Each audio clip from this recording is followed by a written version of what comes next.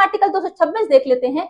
Article 226 के अनुसार प्रत्येक उच्च न्यायालय को अपने अधिकार क्षेत्र में रिट जारी करने का अधिकार होता है। कौन सी रिटें? जो आर्टिकल 32 के अकॉर्डिंग जारी होती है वही रिटें।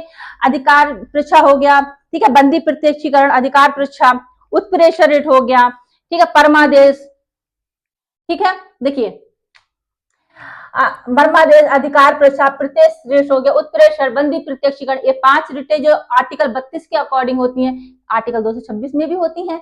लेकिन आर्टिकल 226 में मौलिक अधिकारों के खिलाफ जो रिटें जारी हैं वो तो होती हैं।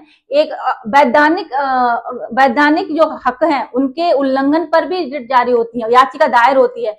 देखिए आर्टिकल 32 नागरिकों को मौलिक अधिकारों के हनन के खिलाफ सर्वोच्च न्यायालय का दरवाजा प्रदान करता है, लेकिन आर्टिकल 226 मौलिक अधिकारों के अलावा अनवैधानिक अधिकारों के उल्लंघन पर भी हाईकोर्ट का दरवाजा प्रदान करता है। ठीक है, देखिए आर्टिकल 226 उच्च न्यायालय को न केवल मौलिक अधिकारों के बल्कि अनवैधानिक अधिकारों के रक्षा हेतु रिट जारी करने की शक्ति देता है।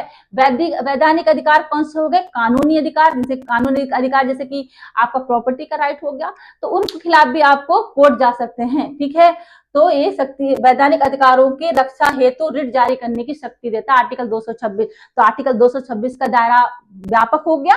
एक निर्णय में भी सर्वोच्च न्यायालय ने बोला था कि आर्टिकल 32 से ज्यादा आर्टिकल 226 का दायरा ज्यादा बड़ा है, क्योंकि मौलिक अधिकारों के अलावा दूसरे वैधानिक अधिकारों के उल्लंघन पर भी रिट जारी करने की शक्ति देता है आर्टिकल 226। ठीक है जी, देखिए 5 प्रकार की रिटें हैं। बंदी प्रत्यक्षीकरण, देखिए जब किसी व्यक्ति को अवैध रूप से हिरासत में लिया जाता है तो वो कोर्ट अपने समक्ष उस व्यक्ति को प्रेजेंट करने के लिए, मतलब अपने समक्ष उपस्थित करने के लिए बोल सकता है।